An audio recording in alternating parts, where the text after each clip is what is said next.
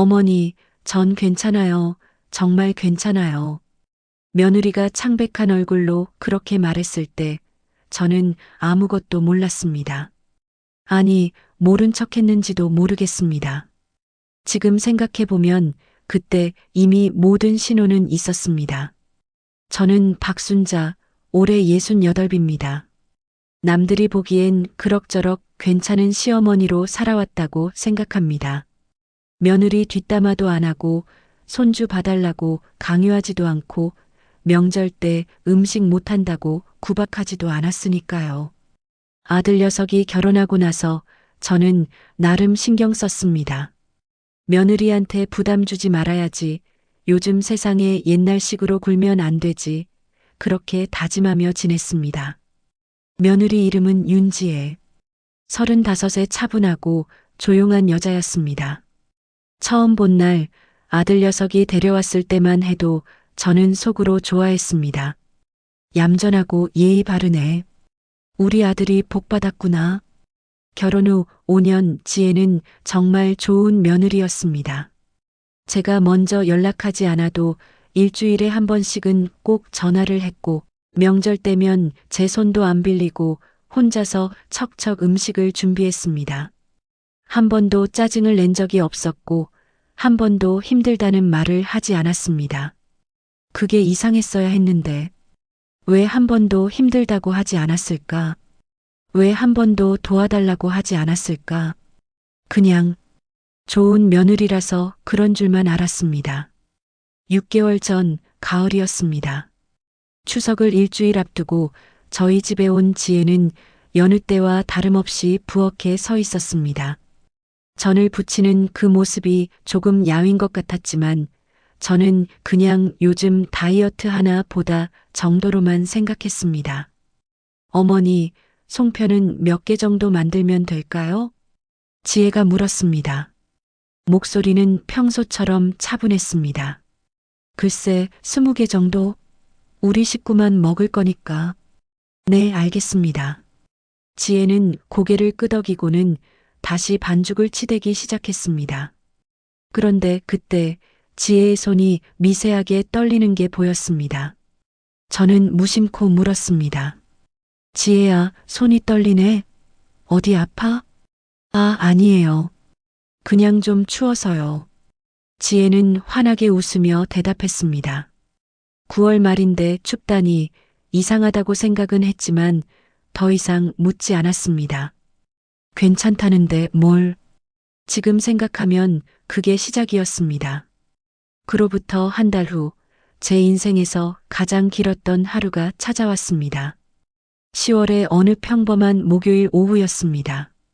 저는 동네 경로당에서 친구들과 화투를 치고 있었고 지혜는 집에서 청소를 하고 있었습니다. 아들 녀석은 회사에 있었고요. 오후 3시쯤 제 핸드폰이 울렸습니다. 아들이었습니다. 엄마, 지금 어디야? 목소리가 떨리고 있었습니다. 아들 녀석이 그렇게 다급한 목소리를 낸 건 처음이었습니다. 응? 나 경로당인데 왜? 지혜가 쓰러졌어. 지금 응급실이야. 그 순간 제 손에서 화투가 떨어졌습니다. 쓰러졌다고? 지혜가? 머리가 하얘졌습니다. 뭔가 잘못됐다는 걸 본능적으로 알았습니다. 병원으로 달려갔습니다. 응급실 앞 아들이 벽에 기댄 채 서 있었습니다. 얼굴이 새하얗게 질려 있었습니다. 엄마. 아들이 저를 보자마자 울음을 터뜨렸습니다. 35 먹은 어른이 제 앞에서 아이처럼 울고 있었습니다. 진우야, 무슨 일이야? 지혜는 어디 있어? 지금 검사 중이야. 근데 엄마, 의사 선생님이 그러는데. 아들의 목소리가 끊겼습니다. 뭐래? 어서 말해봐. 암이래. 그것도 말기래. 세상이 멈췄습니다. 암? 말기? 아니, 그럴 리가 없습니다. 한 달 전만 해도 멀쩡히 송편을 빚던 애인데 어떻게 갑자기 말기라는 거죠? 말기라니, 그게 무슨 소리야? 한 달 전만 해도 멀쩡했잖아. 제 목소리가 떨렸습니다. 아들은 고개를 저으며 말했습니다. 그게 지혜가 1년 전부터 알고 있었대. 근데 우리한테 말 안 하고 혼자. 그 순간 저는 주저앉고 말았습니다. 1년 전부터? 1년 동안 혼자 아파하고 있었다고? 1시간 후 지혜를 만났습니다. 병실 침대에 누운 지혜는 링거를 맞으면서도 저를 보자 미소를 지었습니다. 어머니, 놀라셨죠? 죄송해요. 죄송하다고? 지금 이 상황에서 저한테 미안하다고 하는 겁니까? 지혜야, 아팠으면 말을 했어야지. 왜 혼자? 제 목소리가 떨렸습니다. 지혜는 여전히 미소를 지으며 대답했습니다. 걱정 끼치고 싶지 않았어요. 어머니가 제 걱정하시는 거 알고 있으니까요. 그 말을 듣는 순간 저는 말을 잃었습니다. 걱정 끼치고 싶지 않았다고? 이렇게 큰일이 났는데? 이 이야기가 어떻게 끝날지 궁금하시다면 구독과 좋아요 부탁드립니다. 여러분의 응원이 큰 힘이 됩니다. 병원 복도는 소독약 냄새로 가득했습니다. 저는 딱딱한 플라스틱 의자에 앉아 담당 의사가 나오기만을 기다리고 있었습니다. 아들 녀석은 제 옆에서 고개를 떨구고 있었고 지혜는 병실 안에서 잠들어 있었습니다. 1년이나 혼자서 그 고통을 견디고 있었다니 그 생각만 하면 가슴이 찢어질 것 같았습니다. 오후 6시쯤 담당 의사가 나왔습니다. 40대 중반쯤 되어 보이는 피곤한 얼굴의 남자였습니다. 보호자분들이시죠? 잠깐 상담실로 오시겠습니까? 우리는 따라 들어갔습니다.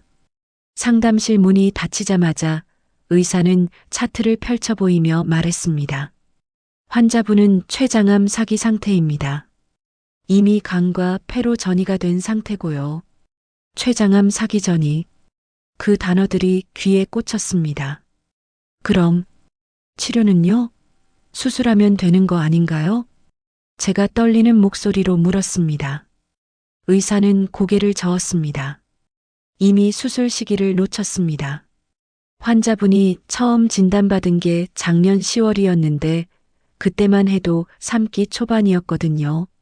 그때 치료를 시작했으면 말끝을 흐리는 의사의 표정이 모든 걸 말해주고 있었습니다.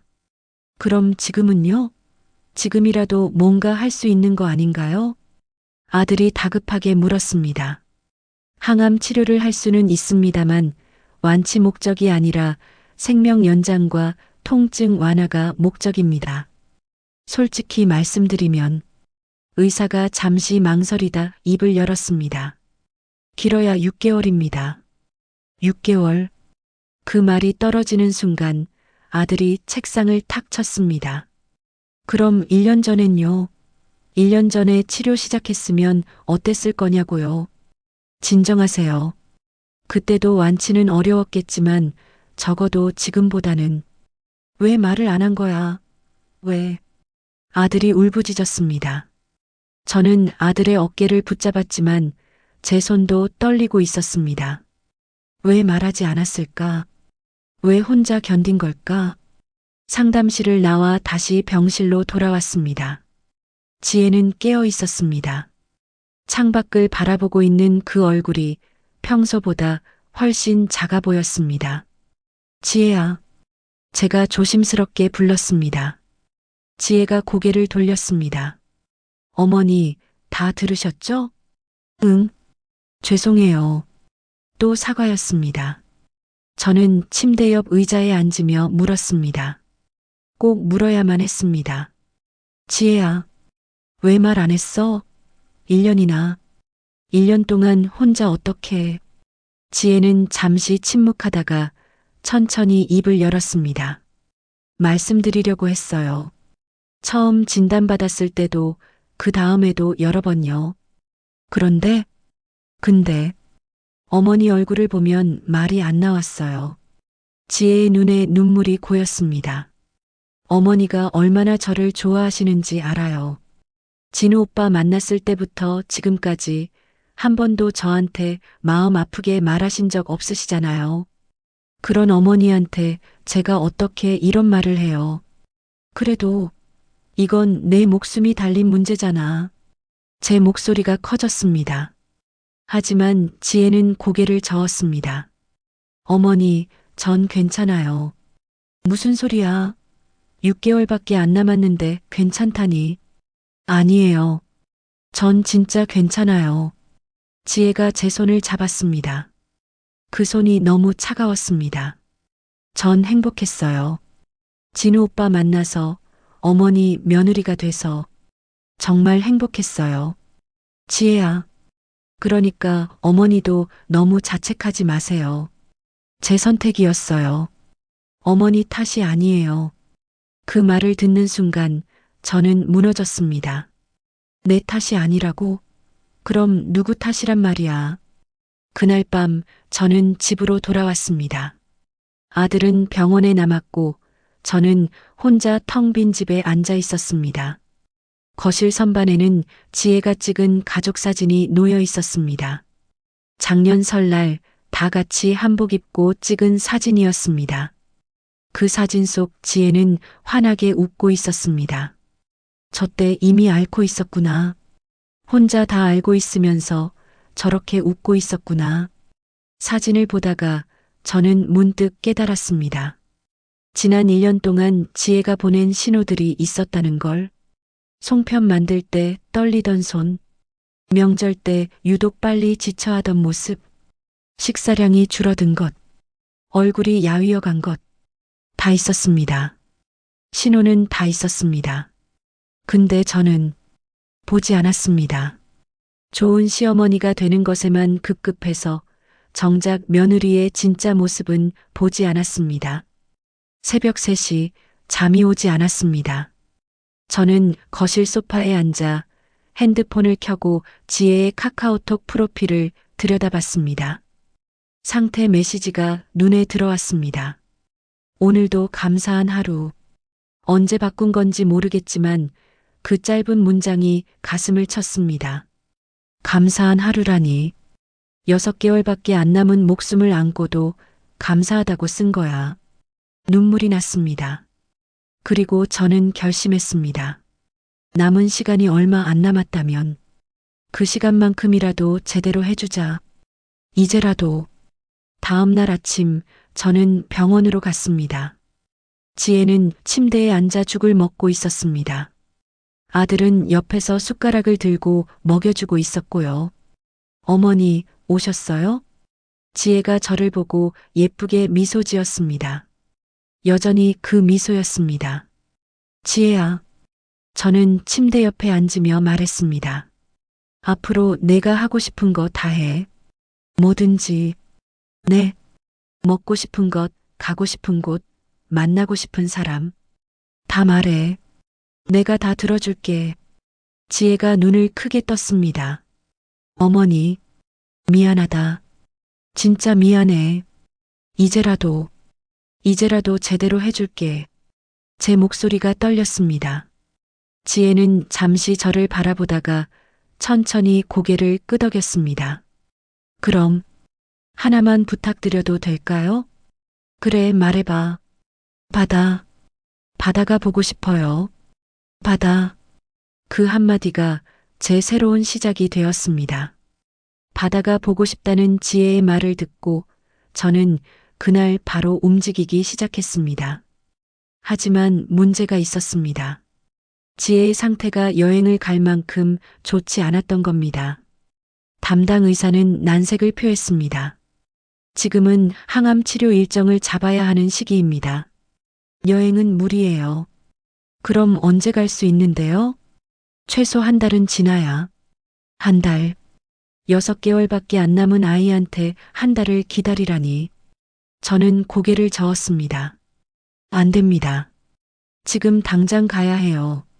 어머님, 환자 상태가. 선생님. 저는 의사를 똑바로 쳐다보며 말했습니다. 우리 며느리한테 남은 시간이 얼마나 되는지 선생님이 더 잘 아시잖아요. 그 시간 동안 병실에만 있으라고요? 그게 며느리한테 뭐가 좋은 건데요? 의사는 잠시 침묵하다가 한숨을 쉬었습니다. 3일만 다녀오세요. 그 이상은 안 됩니다. 그날 저녁 저는 아들과 지혜에게 말했습니다. 이번 주말에 동해 갈 거야. 짐 싸. 엄마, 근데 지혜 상태가 의사 선생님한테 허락받았어. 3일간. 지혜의 얼굴이 환해졌습니다. 정말요? 진짜 받아볼 수 있어요? 그럼. 동해바다 제일 예쁜 데로 갈 거야. 지혜가 저를 꼭 껴안았습니다. 어린 아이처럼요. 그 품이 너무 가벼워서 저는 눈물을 참아야 했습니다. 이렇게 가벼운 몸으로 1년을 버텼구나. 주말까지 이틀이 남았습니다. 저는 그 시간 동안 지혜에 대해 알아야겠다고 생각했습니다. 5년을 같이 살았지만 정작 며느리가 뭘 좋아하는지, 뭘 싫어하는지 제대로 아는 게 없었으니까요. 저는 지혜의 방으로 들어갔습니다. 아들 녀석한테 허락을 받고 들어간 방은 깔끔하게 정돈되어 있었습니다. 책상 위엔 화분 하나가 놓여 있었고 책꽂이엔 요리책과 에세이들이 꽂혀 있었습니다. 지혜가 요리책을 이렇게 많이 읽었구나. 명절 때마다 척척 음식을 만들던 게 생각났습니다. 그게 다 이런 노력이 있었기 때문이었다는 걸 이제야 알았습니다. 서랍을 열었습니다. 그리고 거기서 낡은 노트 한 권을 발견했습니다. 일기장인가? 펼쳐봤습니다. 첫 페이지에 적힌 날짜는 5년 전 결혼하기 직전이었습니다. 2020년 3월 15일. 내일이면 시댁에 처음 인사 간다. 떨린다. 시어머니가 어떤 분일지, 나를 좋아해 주실지. 진우 오빠는 괜찮다고 하는데 왠지 모르게 불안하다. 저는 페이지를 넘겼습니다. 2020년 3월 16일. 시어머니를 만났다. 생각보다 훨씬 좋으신 분이었다. 따뜻하게 맞아주셨고 밥도 맛있게 차려주셨다. 다행이다. 이런 분이 시어머니라니 나는 정말 운이 좋은 것 같다. 가슴이 먹먹해졌습니다. 페이지를 계속 넘겼습니다. 결혼 후 1년, 2년, 3년. 시간이 흐를수록 일기의 내용이 달라지고 있었습니다. 2021년 9월 23일. 오늘 명절이었다. 아침부터 저녁까지 부엌에 서 있었다. 어머니가 도와주시겠다고 하셨지만 괜찮다고 했다. 어머니한테 패 끼치고 싶지 않아서. 근데 정말 힘들었다. 허리도 아프고 다리도 아프다. 하지만 내색할 수 없다. 2022년 5월 10일. 요즘 자주 피곤하다. 병원에 가볼까 했지만 그냥 스트레스겠지 싶어서 안 갔다. 어머니한테 걱정 끼치기 싫다. 2023년 3월 7일. 오늘 어머니가 물으셨다. 지혜야, 요즘 많이 야윈 것 같은데 괜찮아? 괜찮다고 했다. 거짓말이다. 괜찮지 않다. 배가 자꾸 아프고 소화도 안 되고 밤마다 식은땀을 흘린다. 하지만 말할 수 없다. 말하면 어머니가 걱정하실 테니까. 손이 떨렸습니다. 2023년 10월 12일. 오늘 병원에서 진단을 받았다.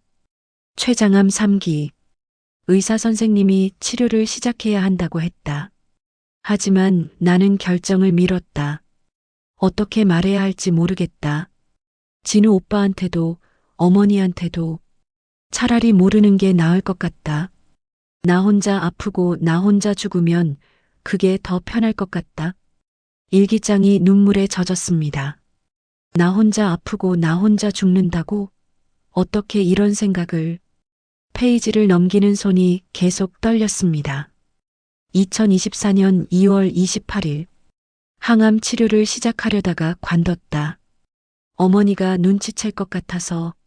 머리카락 빠지는 것도 그렇고 몸이 약해지는 것도 그렇고 차라리 그냥 이대로 사는 게 낫겠다는 생각이 들었다. 6개월이든 1년이든 어머니가 모르는 채로 가는 게 낫겠다. 어머니는 좋은 분이다. 정말 좋은 분이다. 그런 분한테 이런 슬픔을 주고 싶지 않다. 일기장을 닫았습니다.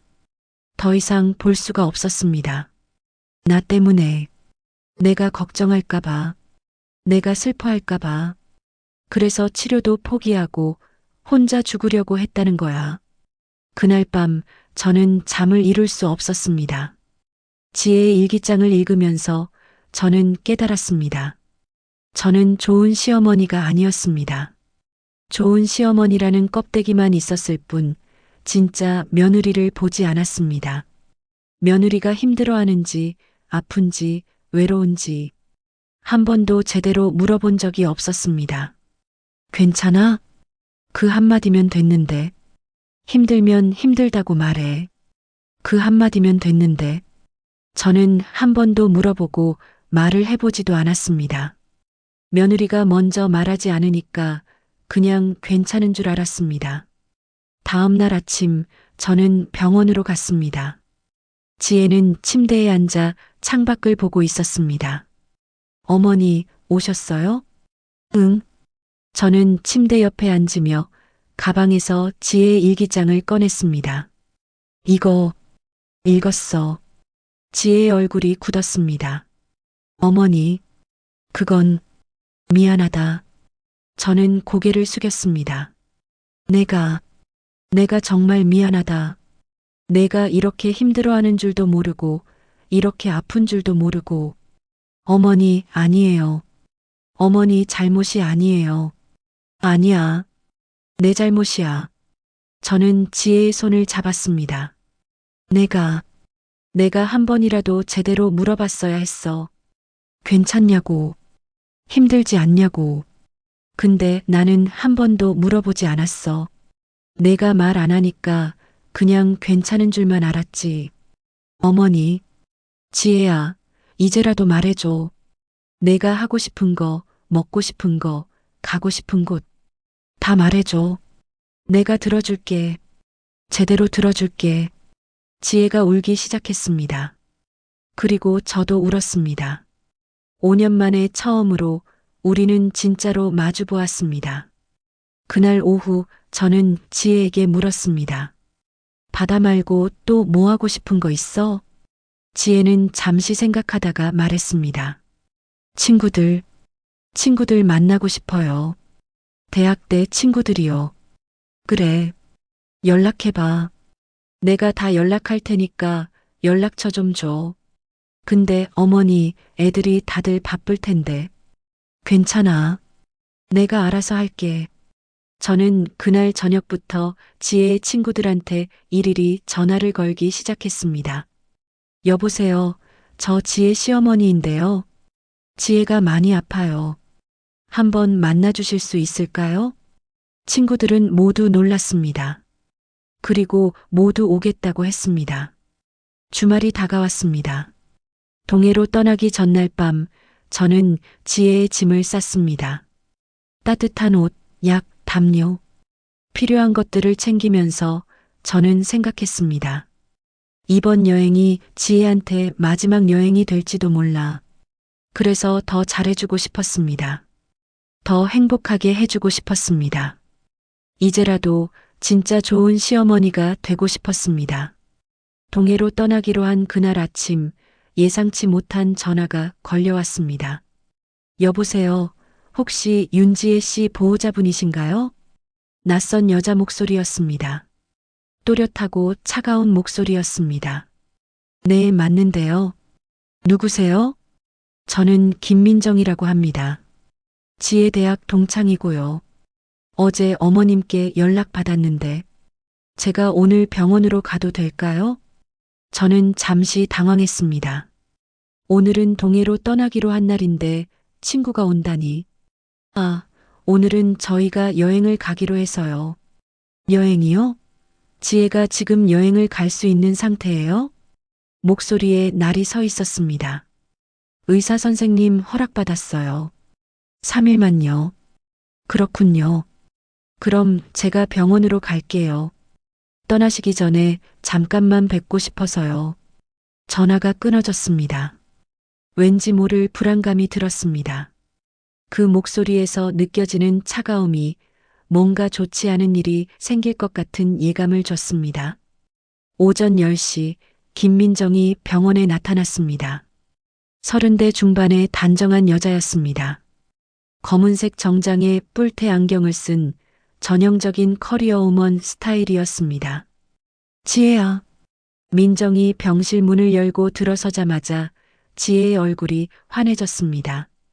민정아, 왔구나. 두 사람이 껴안았습니다. 하지만 민정의 얼굴은 굳어 있었습니다. 지혜야, 너 이렇게 될 때까지 왜 연락 안 한 거야? 미안해. 말하기가 좀 그래서. 바보야. 친구 좋다는 게 이럴 때 쓰라고 있는 건데. 민정이 눈시울을 붉혔습니다. 저는 조용히 밖으로 나왔습니다. 친구들끼리 이야기할 시간이 필요할 것 같았습니다. 30분쯤 지났을까요? 병실 문이 열리고 민정이 나왔습니다. 그녀는 복도에 서 있던 저를 보더니 다가왔습니다. 어머님, 잠깐 말씀 나눌 수 있을까요? 네, 그러시죠. 우리는 복도 끝 휴게실로 갔습니다. 민정은 자판기에서 커피를 뽑아 제게 건네며 말했습니다. 어머님, 솔직히 여쭤봐도 될까요? 네, 말씀하세요. 지혜가 아픈 거 정말 몰랐어요? 예상치 못한 질문이었습니다. 저는 당황하며 대답했습니다. 몰랐어요. 진짜로. 1년 동안요? 네. 민정이 커피를 한 모금 마시고는 저를 똑바로 쳐다보며 말했습니다. 어떻게 1년 동안 몰랐어요? 같은 집에 살면서요? 그 말투가 날카로웠습니다. 저는 움찔했습니다. 저도 이제야 알았어요. 지혜가 숨긴 게 아니에요. 민정이 끊어 말했습니다. 어머님이 안 본 거예요. 뭐라고요? 지혜는 신호를 보냈어요. 계속. 제가 지혜한테 들었거든요. 몸이 아파서 힘들다고, 소화가 안 된다고, 밤마다 식은땀 흘린다고. 근데 어머님한테는 한 번도 말 못했대요. 왜냐면 민정이 잠시 말을 멈췄다가 이어갔습니다. 어머님이 물어보신 적이 없으니까요. 가슴이 철렁했습니다. 아니, 저는 좋은 시어머니가 되려고. 좋은 시어머니요? 민정이 쓴웃음을 지었습니다. 어머님, 좋은 시어머니가 뭔지 아세요? 며느리 뒷담화 안 하고 명절에 구박 안 하는 게 좋은 시어머니예요? 그건 기본이에요. 기본. 그럼 진짜 좋은 시어머니는요, 며느리가 힘들어할 때 알아채는 사람이에요. 며느리가 말 안 해도 얼굴만 봐도 아는 사람이에요. 근데 어머님은요? 민정의 목소리가 떨렸습니다. 1년 동안 몰랐잖아요. 지혜가 죽어가는 걸. 그 말이 화살처럼 꽂혔습니다. 저는 아무 말도 할 수 없었습니다. 민정의 말이 틀리지 않았으니까요. 저는 정말로 몰랐습니다. 아니, 보지 않았습니다. 민정 씨, 어머님 화내시려고 이러는 거 아니에요. 민정이 한숨을 쉬었습니다. 그냥 너무 답답해서요. 지혜는 끝까지 어머님 감싸던데 저는 이해가 안 가서요. 죄송합니다. 제가 고개를 숙이자 민정이 말했습니다. 사과받으려고 한 말도 아니에요. 그냥 이제라도 제대로 해주세요. 남은 시간이라도 그러려고 해요. 그래서 오늘 바다에. 바다요? 민정이 눈썹을 찌푸렸습니다. 지혜가 진짜 보고 싶어 하는 게 바다예요? 네. 본인이 직접. 아니에요. 민정이 고개를 저었습니다. 지혜가 진짜 보고 싶어 하는 건 따로 있어요. 민정은 가방에서 핸드폰을 꺼내 사진 한 장을 보여줬습니다. 대학교 시절 사진이었습니다. 젊은 지혜가 기타를 들고 웃고 있었습니다. 지혜, 대학 때 밴드 했거든요. 기타 치고 노래 부르는 거 엄청 좋아했어요. 몰랐어요. 그럼요. 어머님이 알 리가 없죠. 지혜가 결혼하고 나서 기타 한 번도 안 쳤거든요. 왜요? 시댁에서 싫어할까 봐요. 시끄럽다고 할까 봐. 민정이 한숨을 쉬었습니다. 지혜는요, 결혼하면서 자기 자신을 다 지웠어요. 좋아하던 것도 하고 싶던 것도 다 포기했어요. 좋은 며느리가 되기 위해서요. 제 손이 떨렸습니다. 그리고 작년에요. 지혜가 제일 힘들어할 때 저한테 전화했어요. 울면서 민정의 목소리가 낮아졌습니다. 자기가 사라지는 것 같대요. 윤지혜라는 사람이 아니라 그냥 며느리로만 존재하는 것 같대요. 근데 그걸 누구한테도 말할 수 없대요. 말하면 이기적인 사람이 될 것 같아서 저는 말문이 막혔습니다. 그래서 제가 그랬어요. 시어머니한테 말하라고. 힘들다고, 자기 시간이 필요하다고. 근데 지혜가 뭐래요? 민정이 쓰게 웃었습니다. 어머니가 상처받으실까봐 무섭다고 하더라고요. 끝까지 어머님 걱정만 하더라고요.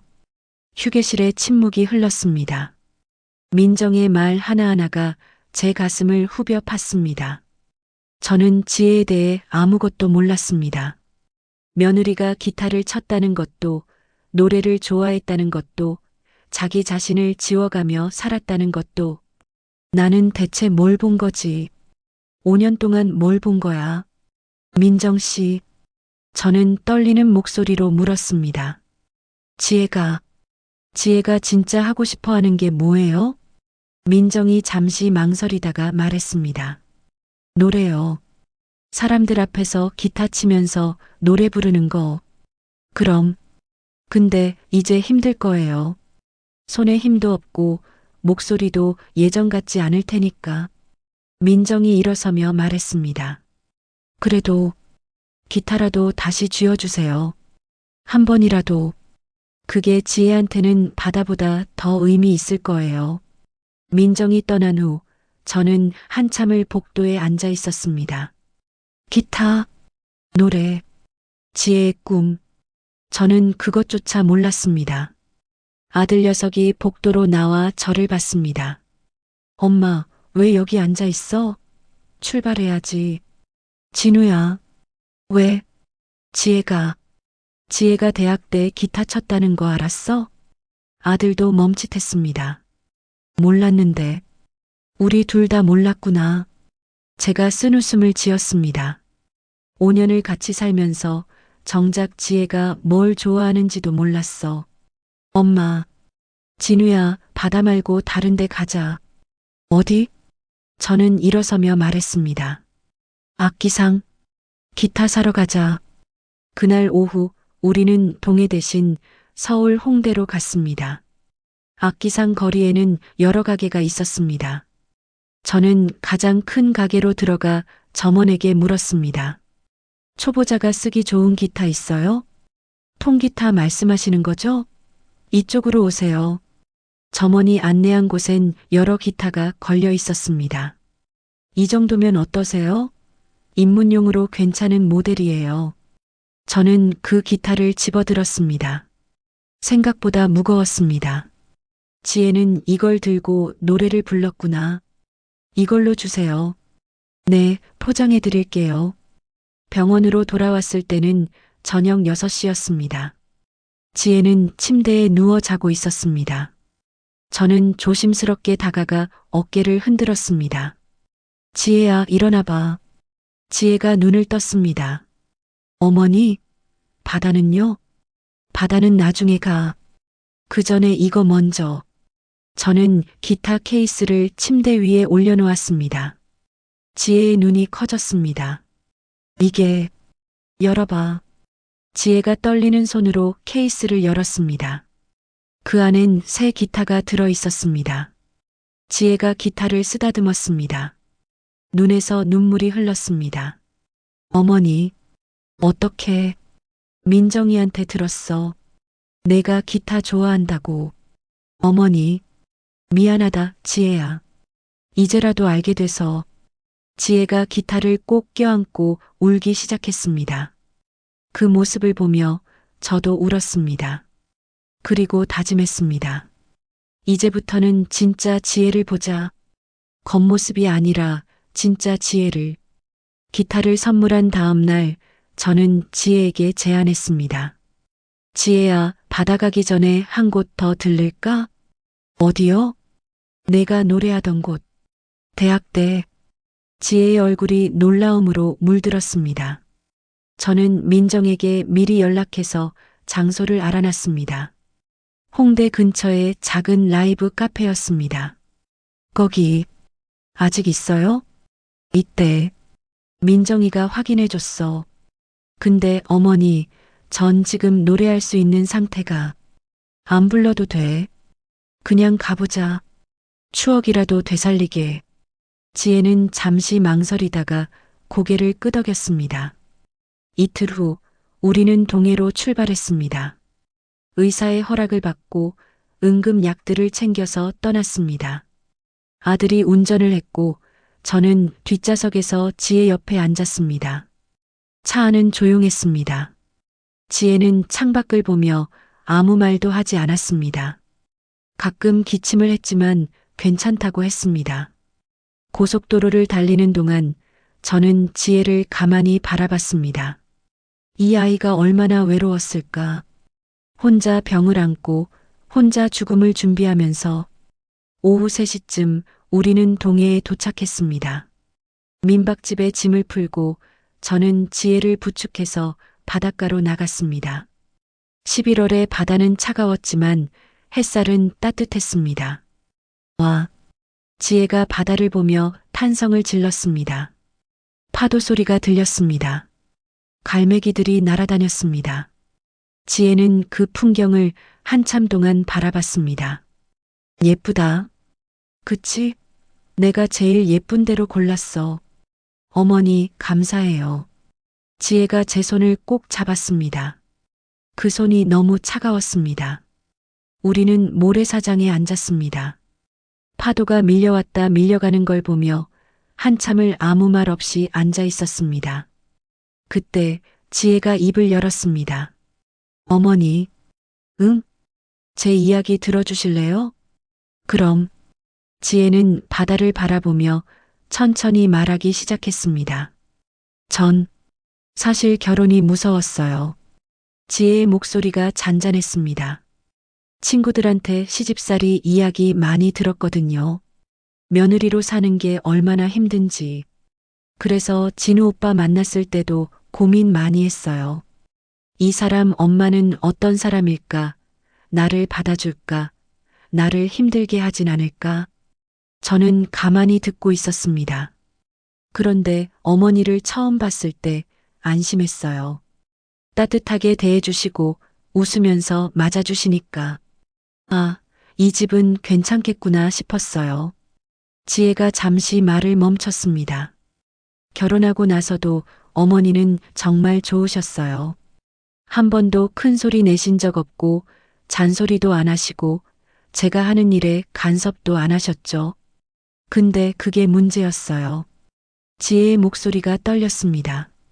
어머니가 너무 좋으신 분이니까 저는 어머니한테 폐를 끼치면 안 된다고 생각했어요.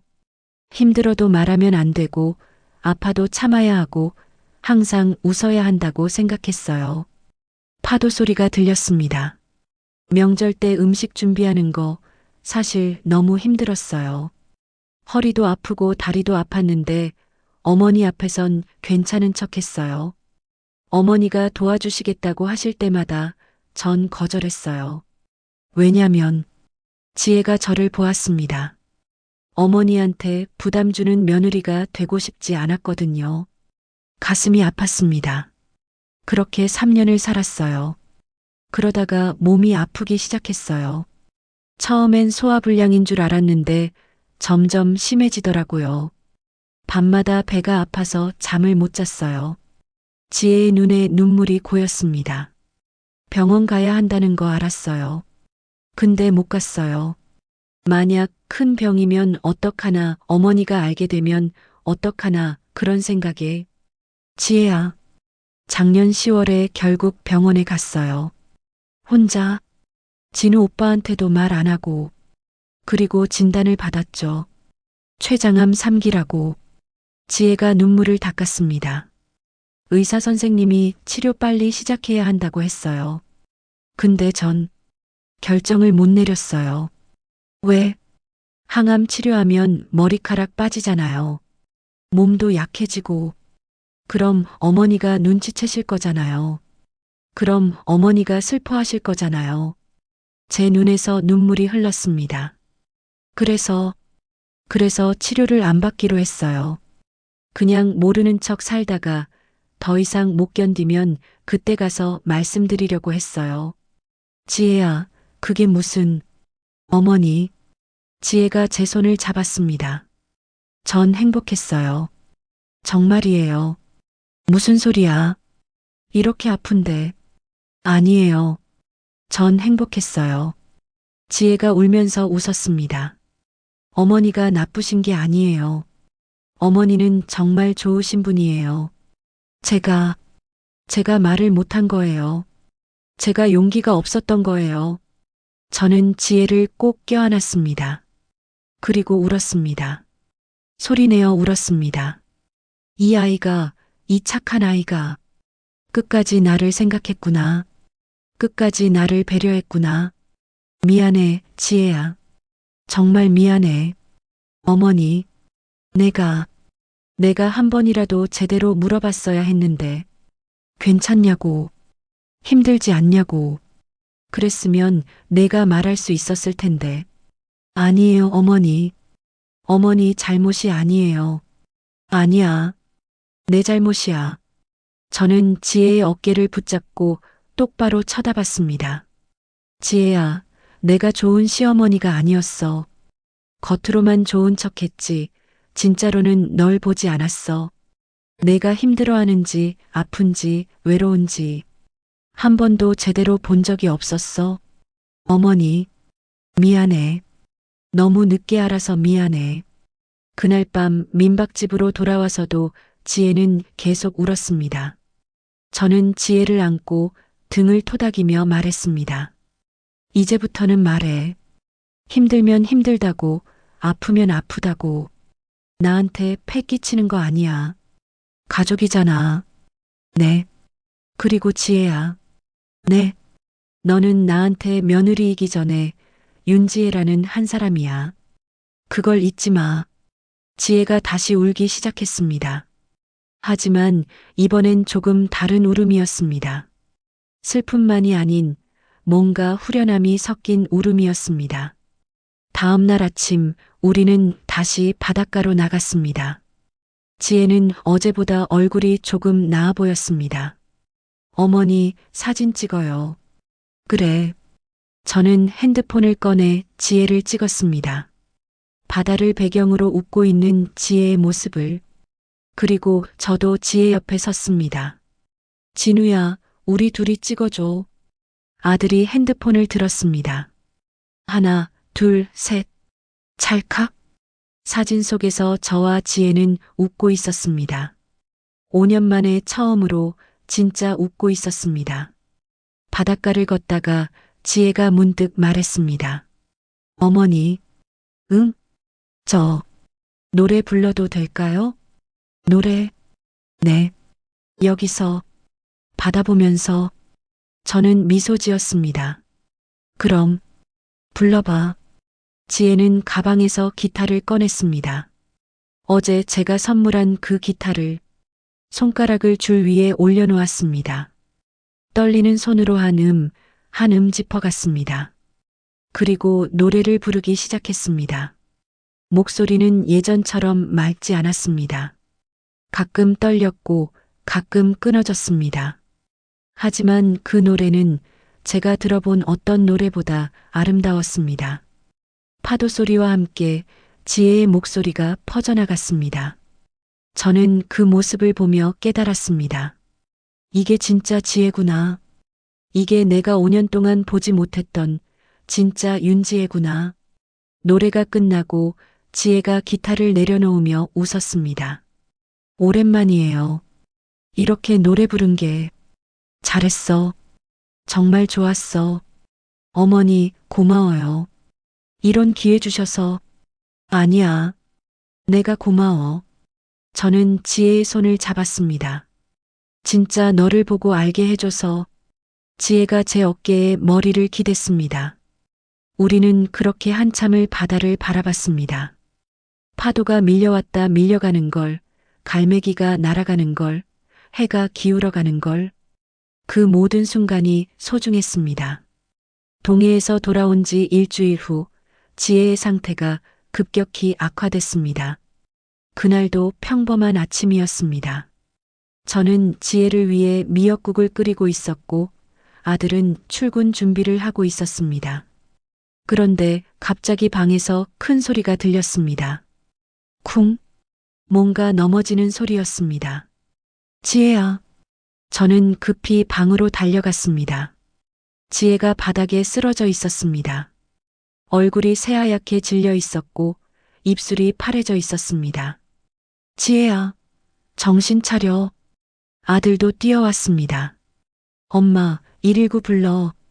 저는 떨리는 손으로 전화를 걸었습니다. 10분 후 구급차가 도착했고 우리는 다시 병원으로 향했습니다. 응급실에서 여러 검사를 받았습니다. 1시간쯤 지나 담당 의사가 나왔습니다. 표정이 어두웠습니다. 암이 더 퍼졌습니다. 이제 간 기능도 거의 안 되고 있는 상태고요. 복수도 차 있습니다. 복수요?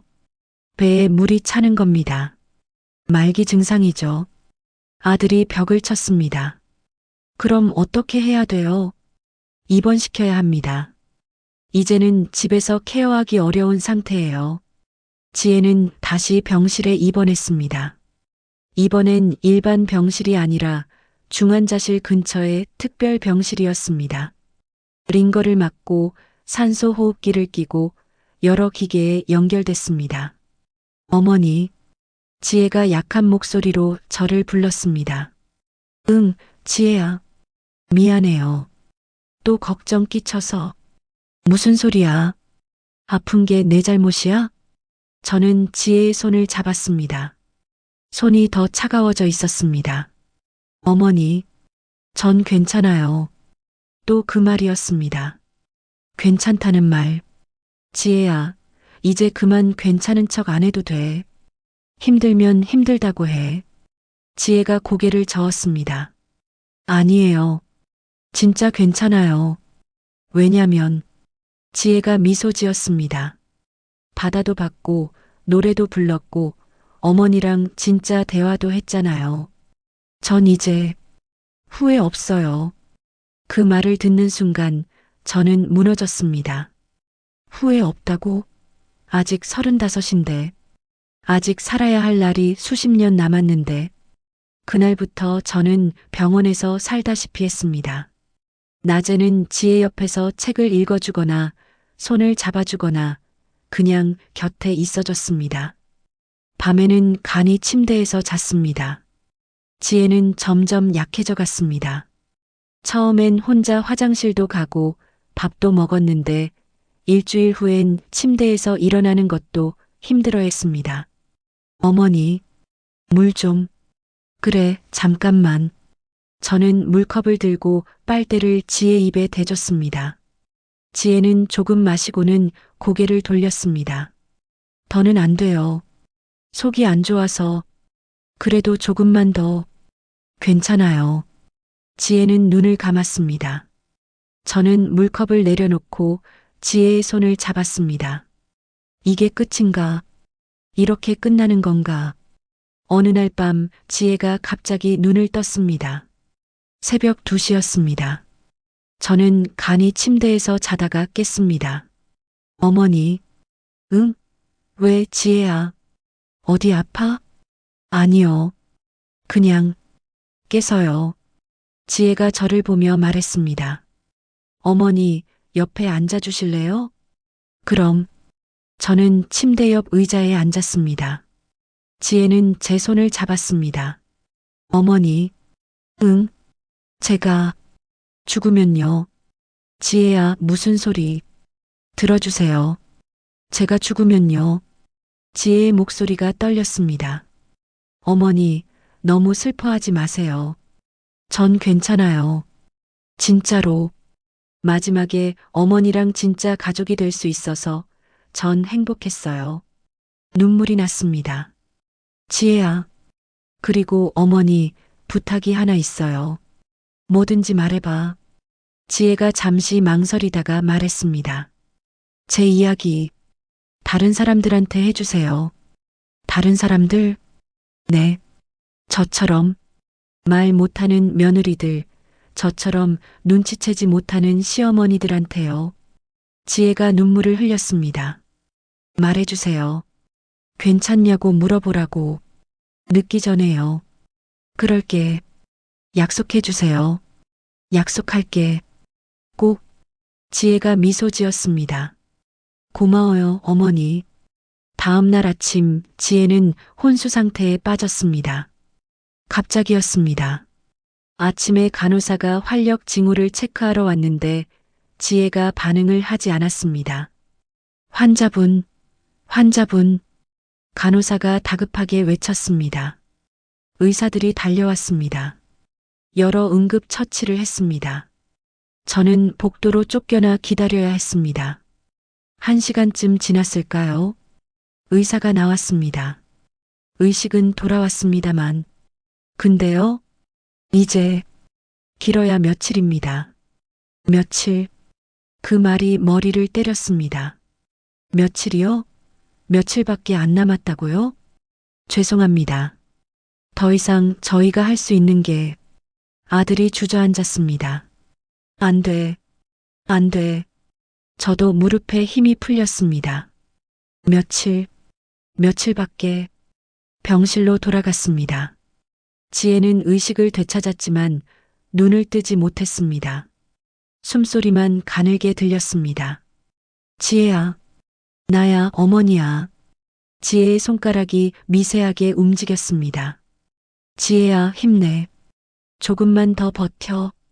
하지만 지혜는 대답하지 않았습니다. 저는 지혜의 손을 꼭 잡고 울기 시작했습니다. 안 돼. 아직 안 돼. 해주고 싶은 게 너무 많은데. 보여주고 싶은 게 너무 많은데. 그날 밤 저는 지혜에게 속삭였습니다. 지혜야, 미안해. 정말 미안해. 좋은 시어머니가 되고 싶었는데 결국 못 됐어. 내가 힘들어할 때 몰랐어. 내가 아플 때 몰랐어. 5년을 같이 살았는데 정작 진짜 너를 본 건 고작 며칠이었어. 눈물이 멈추지 않았습니다. 지혜야, 더 일찍 알았어야 했는데, 더 일찍 물어봤어야 했는데, 미안해. 정말 미안해. 지혜의 호흡이 점점 약해졌습니다. 산소 호흡기의 소리만이 병실에 울려 퍼졌습니다. 저는 지혜의 손을 계속 잡고 있었습니다. 놓치고 싶지 않아. 이 손을 놓으면 정말 끝인 것 같아. 하지만 알고 있었습니다. 이미 끝이 가까워지고 있다는 것을. 그리고 저는 아무것도 할 수 없다는 것을.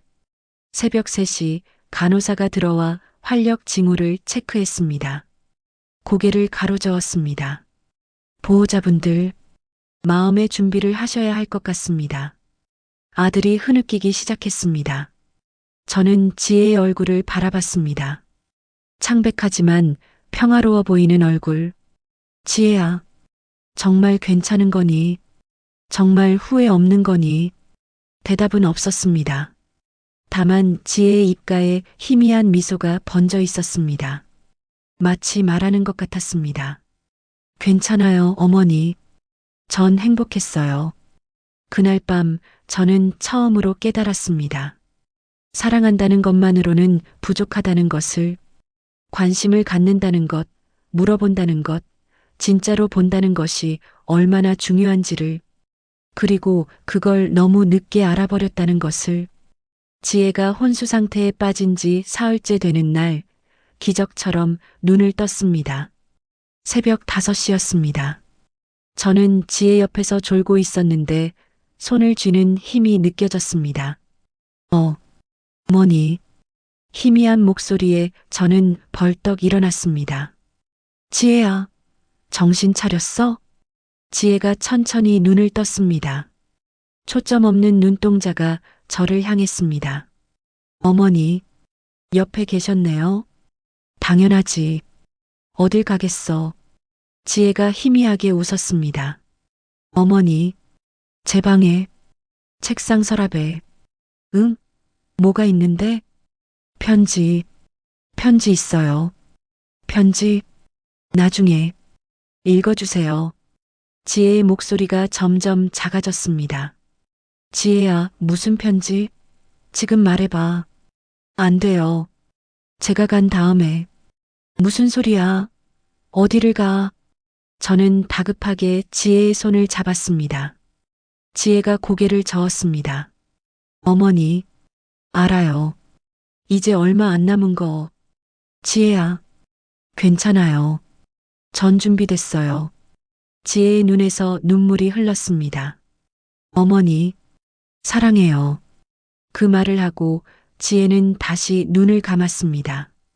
그날 오후 저는 집으로 갔습니다.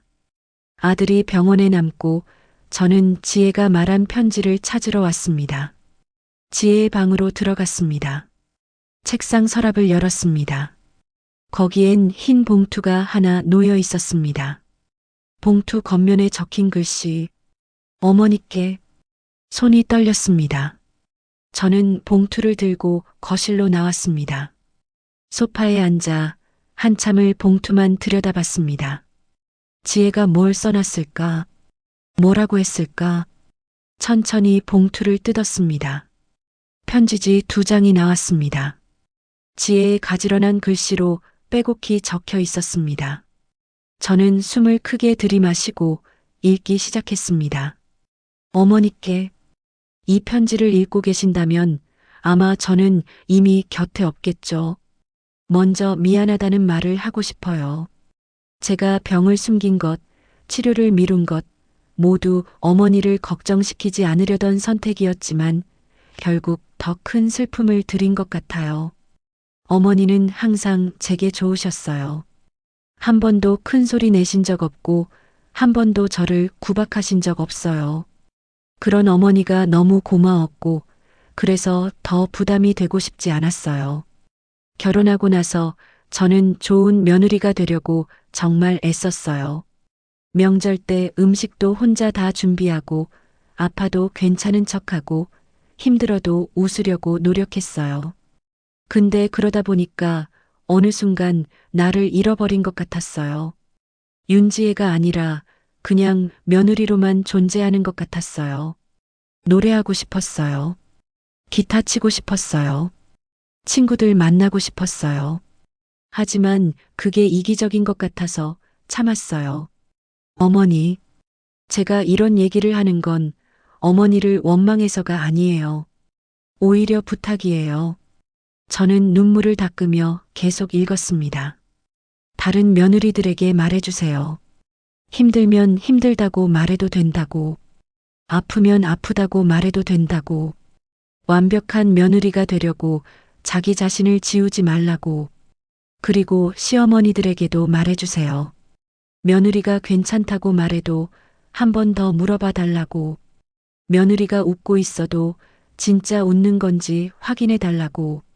사랑한다는 말만으로는 부족하다고. 관심을 갖고 물어보고 진짜로 봐야 한다고. 어머니, 마지막 며칠 어머니와 진짜 대화할 수 있었던 시간이 제 인생에서 가장 행복했어요. 바다에서 노래 불렀을 때, 어머니가 제 손을 잡아주셨을 때, 어머니가 우셨을 때, 그때 저는 깨달았어요. 이게 가족이구나. 이게 진짜 사랑이구나. 5년이 걸렸지만 마지막에 알 수 있어서 다행이에요. 어머니, 너무 자책하지 마세요. 어머니는 나쁜 사람이 아니에요. 다만 몰랐을 뿐이에요. 이제는 아시잖아요. 그러니 부디 제 이야기를 다른 사람들에게 전해주세요. 그게 제가 어머니께 드릴 수 있는 마지막 선물이에요. 어머니 사랑해요. 정말 사랑해요. 며느리 지혜 올림. 편지가 눈물로 젖었습니다. 저는 편지를 가슴에 안고 소리내어 울었습니다. 지혜야, 지혜야. 이 착한 아이가, 이 따뜻한 아이가 죽음 앞에서도 저를 걱정하고 다른 사람들을 걱정했습니다. 나는 뭘 한 거야? 5년 동안 대체 뭘 한 거야? 저녁 7시 병원에서 아들의 전화가 왔습니다. 엄마, 빨리 와. 지혜가 말끝을 흐리는 아들의 목소리에서 모든 걸 알 수 있었습니다. 저는 택시를 잡아 타고 병원으로 달려갔습니다. 중환자실 앞에는 이미 여러 사람들이 모여 있었습니다. 지혜의 친구들, 회사 동료들, 그리고 민정도 와 있었습니다. 어머님, 민정이 저를 보고 고개를 숙였습니다. 눈이 빨갛게 부어 있었습니다. 지혜는 안에 계세요. 의사 선생님이 마지막이라고. 저는 비틀거리며 병실 문을 열었습니다. 병실 안 지혜는 침대에 누워 있었습니다. 산소 호흡기를 끼고 있었고 심전도 기계의 삐삐 소리가 들렸습니다. 아들은 지혜의 손을 잡고 울고 있었습니다. 지혜야, 지혜야. 저는 반대편에 앉았습니다. 지혜의 다른 손을 잡았습니다. 지혜야, 나왔어. 어머니야. 지혜의 눈꺼풀이 미세하게 떨렸습니다. 편지 읽었어. 다 읽었어. 지혜의 입가에 미소가 번졌습니다. 약속할게. 꼭 전할게. 내 이야기를. 지혜의 손가락이 제 손을 꼭 쥐었습니다. 사랑해, 지혜야. 정말 사랑해. 심전도 기계의 소리가 점점 느려졌습니다. 비, 비, 비. 지혜야, 고마워. 며느리 돼줘서. 아니, 딸이 돼줘서. 비, 비. 다음 생에는 더 일찍 만나자. 그래서 더 많이 사랑하자. 비. 심전도가 일자로 그어졌습니다. 2024년 11월 17일 오후 8시 32분. 윤지혜, 향년 35세. 조용히 눈을 감았습니다. 저는 지혜의 손을 놓지 않았습니다. 식어가는 손을 계속 잡고 있었습니다. 미안해, 지혜야. 정말 미안해. 고마워, 지혜야. 정말 고마워. 사랑해, 지혜야. 정말 사랑해. 그 말들이 이제는 늦었지만 그래도 계속 속삭였습니다. 병실 밖에서 민정이 울고 있었습니다. 지혜의 친구들이 서로를 껴안고 울었습니다. 복도에는 슬픔이 가득했습니다. 하지만 지혜의 얼굴은 평화로웠습니다. 마치 말하는 것 같았습니다. 괜찮아요, 어머니. 전 행복했어요. 그날 밤 저는 결심했습니다. 지혜의 부탁을 지키겠다고, 이 이야기를 세상에 전하겠다고, 늦었지만 이제라도 제대로 하겠다고. 그게 제가 지혜에게 할 수 있는 마지막이자 유일한 일이니까. 지혜가 떠난 지 1년이 지났습니다. 2025년 11월, 저는 지금 작은 강연장에 서 있습니다. 50명 정도의 사람들이 앞에 앉아 있습니다. 대부분 50대에서 70대, 저와 비슷한 나이의 시어머니들과 며느리들입니다. 안녕하세요. 저는 박순자라고 합니다. 제 목소리가 떨렸습니다. 오늘 여러분께 제 며느리 이야기를 하려고 합니다. 사람들이 조용히 저를 바라봤습니다. 저는 천천히 이야기를 시작했습니다. 지혜를 처음 만난 날부터 결혼 후 5년 동안의 일들, 그리고 지혜가 병을 숨긴 이야기까지. 저는 좋은 시어머니라고 생각했습니다. 목소리가 잠겼습니다. 며느리를 구박하지도 않았고 잔소리하지도 않았고 명절에 힘들게 하지도 않았으니까요. 청중석에서 고개를 끄덕이는 분들이 보였습니다. 그런데 그게 전부가 아니었습니다. 구박하지 않는 것, 잔소리하지 않는 것, 그건 기본이었습니다. 진짜 중요한 건 관심을 갖는 거였습니다. 물어보는 거였습니다. 진짜로 보는 거였습니다. 제 눈에서 눈물이 흘렀습니다. 저는 며느리가 힘들어하는 걸 몰랐습니다. 아니, 보지 않았습니다. 며느리가 괜찮다고 했으니까 그냥 괜찮은 줄 알았습니다. 하지만 그건 제 게으름이었습니다. 제 무관심이었습니다. 청중석에서 누군가 손을 들었습니다. 60대쯤 되어 보이는 여자분이었습니다. 그럼 어떻게 해야 하나요? 며느리한테 괜찮냐고 물어봐도 항상 괜찮다고만 하는데요.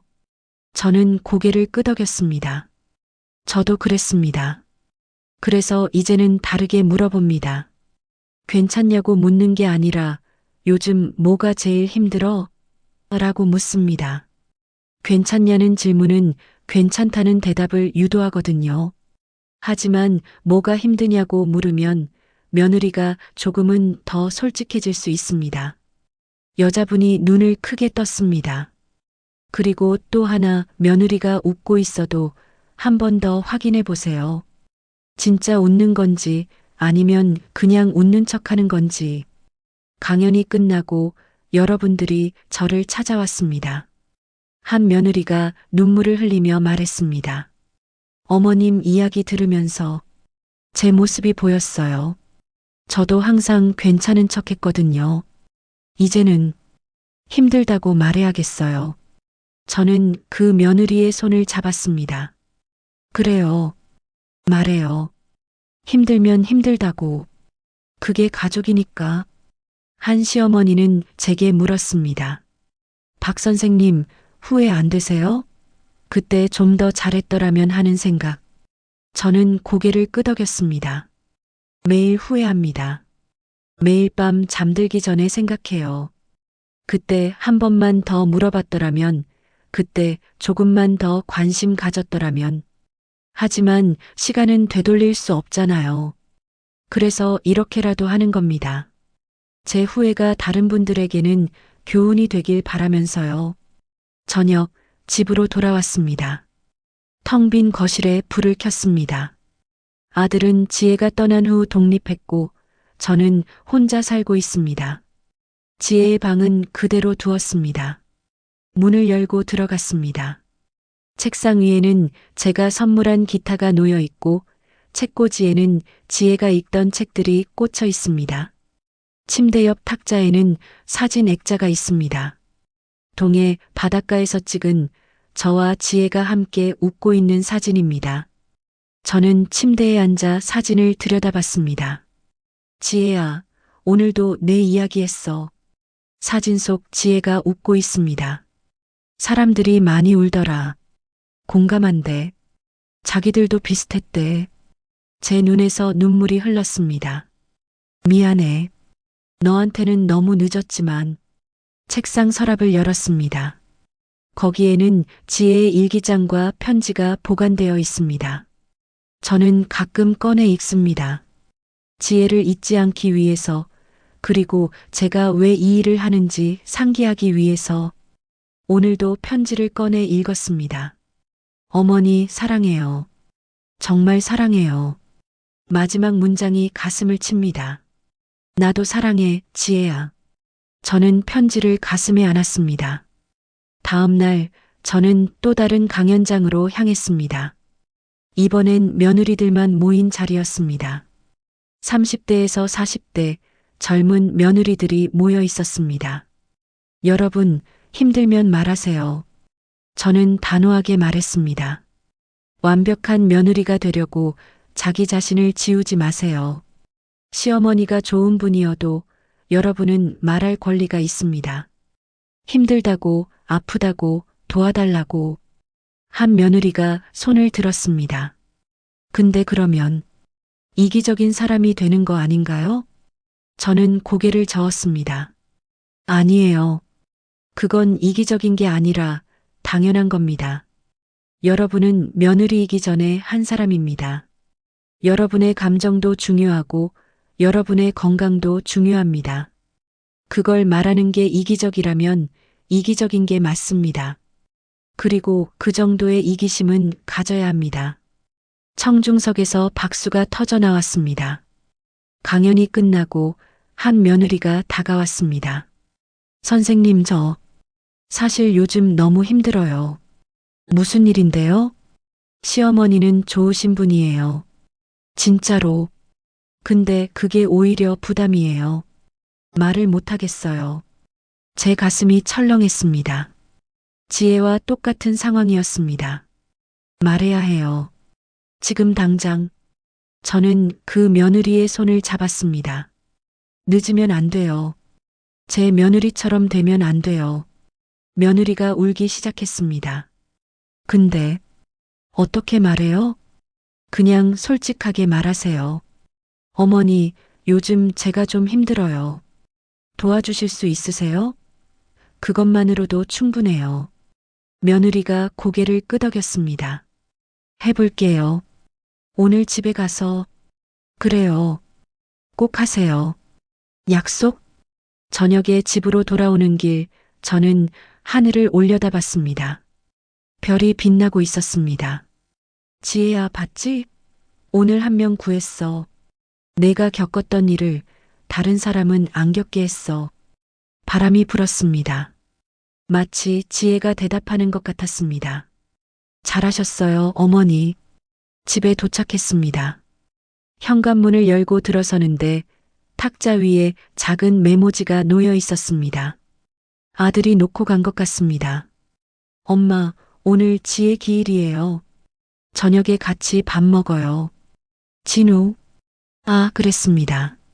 오늘이 11월 17일, 지혜가 떠난 지 정확히 1년이 되는 날입니다. 저는 지혜의 방으로 들어갔습니다. 기타를 집어들었습니다. 1년 동안 한 번도 치지 않았던 기타를 서툰 손가락으로 줄을 튕겼습니다. 삐걱거리는 소리가 났지만 계속 쳤습니다. 그리고 노래를 불렀습니다. 지혜가 바닷가에서 불렀던 그 노래를. 노래가 끝나고 방 구석에서 뭔가 반짝이는 게 보였습니다. 가까이 가보니 침대 밑에 작은 메모지가 떨어져 있었습니다. 집어들었습니다. 지혜의 글씨였습니다. 어머니 사랑합니다. 제 시어머니가 되어주셔서 감사합니다. 지혜. 1년 만에 발견한 메모였습니다. 저는 그 메모를 쓰다듬었습니다. 눈물이 흘렀습니다. 나도 사랑해, 지혜야. 내 며느리가 되어줘서 고마워. 아니, 내 딸이 되어줘서. 저녁, 아들이 왔습니다. 우리는 지혜가 좋아하던 음식을 차려놓고 촛불을 켰습니다. 지혜야, 잘 지내지? 저는 지혜의 사진을 보며 말했습니다. 어머니는 내 부탁 잘 지키고 있어. 많은 사람들한테 내 이야기 하고 있어. 다들 너한테 고맙대. 내 이야기 덕분에 자기들도 변할 수 있을 것 같대. 아들도 말했습니다. 지혜야, 나도 잘 지내고 있어. 요즘 상담받고 있어. 엄마 말대로 힘들면 말해야 한다며. 우리는 잔을 들었습니다. 지혜야, 건배. 그날 밤 저는 일기를 썼습니다. 지혜가 떠난 후부터 매일 쓰고 있는 일기입니다. 2025년 11월 17일. 지혜가 떠난 지 1년이 됐다. 아직도 매일 생각난다. 아직도 매일 미안하다. 하지만 이제는 안다. 미안하다는 말만으로는 부족하다는 것을, 행동해야 한다는 것을. 그래서 나는 계속할 것이다. 지혜의 이야기를 전하는 일을. 그게 내가 지혜에게 줄 수 있는 마지막 사랑이니까. 일기를 덮고 저는 창밖을 바라봤습니다. 밤하늘에 별이 빛나고 있었습니다. 그 중 하나가 유독 밝게 빛나는 것 같았습니다. 마치 지혜가 저를 보며 웃고 있는 것 같았습니다. 잘하고 있어요, 어머니. 계속하세요. 저는 미소 지었습니다. 그럴게, 지혜야. 계속할게. 내가 하지 못한 이야기들을 내가 대신할게. 늦었지만 이제라도 제대로 할게. 그리고 만약 지금 이 이야기를 듣고 계신 여러분 중에 말 못하는 며느리가 있다면 부디 말하세요. 보지 못하는 시어머니가 있다면 부디 보세요. 사랑한다는 말만으로는 부족합니다. 관심을 갖고 물어보고 진짜로 봐야 합니다. 늦기 전에 제 며느리처럼 후회하지 않도록 부디 늦기 전에